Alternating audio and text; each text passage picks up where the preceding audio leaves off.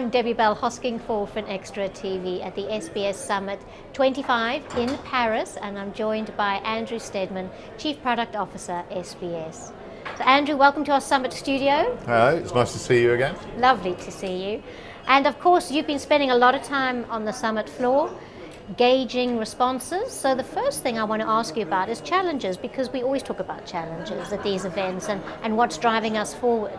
So what would you say are the challenges that CTOs are solving for financial institutions? Yeah, well, I think at this point in time, with the pace of change of technology, they're really focusing on how they can start using new technology in the context of the environments they've got. I mean, we can't not talk about aging systems and legacy, which is a word that's often overused. Well, I think they're enabling now the adaptation and addition of some of these new technologies, and AI is the obvious one that I think people are talking about. How they can enable their organizations to use it in a safe and structured manner without being too disruptive. And I think that's what you're saying, safe, but without being disruptive. And of course, you're talking about new technologies, which obviously is a lovely segue into my next question, which is, what are the emerging and new technologies you are seeing that are impacting the way financial institutions are treating their customers? Yeah, so I think there's a shift and a much more focus on that digital experience. But I think we've been talking about that for years. I'm sure in many of your interviews over the years, right, digital engagement has been part of it. But I think the thing we're seeing differently now is much more focus on that personalization that is being delivered to the individual. There's so much data that's there to be unlocked by a financial institution. They need to drive the use of that to you at your point of engagement. And so we see a lot more focus on that in order to really influence the experience that you and I want, and I guess my daughter expects now. And I think that's the other challenge, is these younger generations, what they expect as a norm is very different from certainly what I expected or what my parents expected.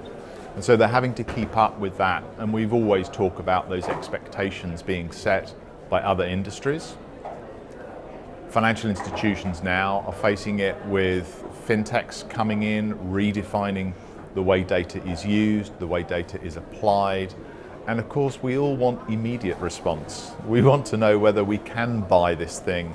Have we got the car loan? So I think we're seeing a much more focus on unifying the experience, irrespective of the channel, but embedding much more in that automation and using the data that's available. And using the right data well. And always a challenge. So we've touched on data. Earlier you mentioned AI, of course, as an emerging technology. Are you seeing any tangible progress in terms of AI use cases? What are you seeing that's really working?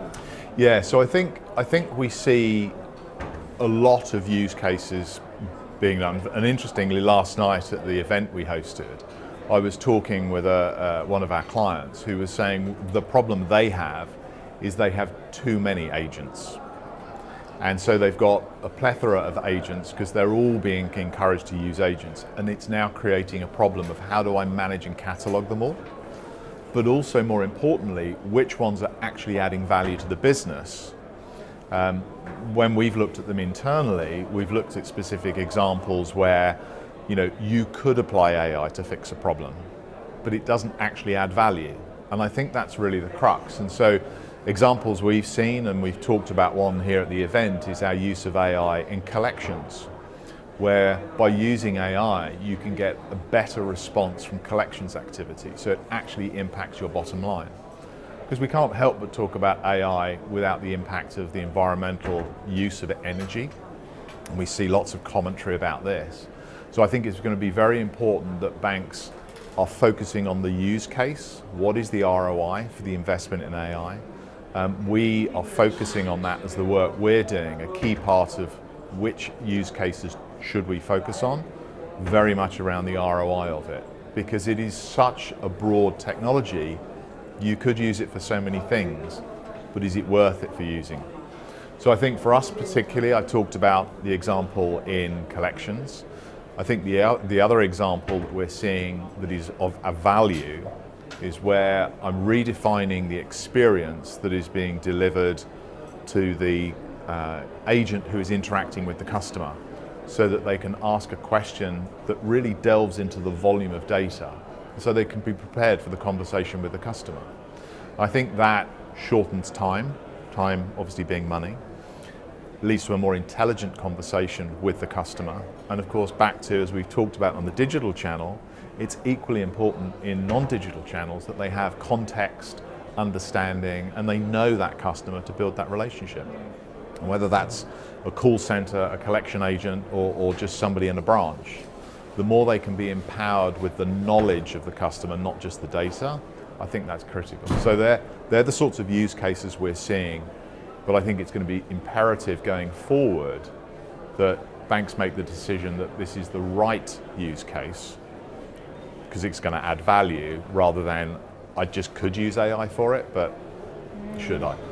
And what I'm hearing from you is actually remembering what the business actually does when you find your use case. Yes, I think that becomes critical, because it's the old adage, right? If all I've got is a hammer, everything starts looking like a nail.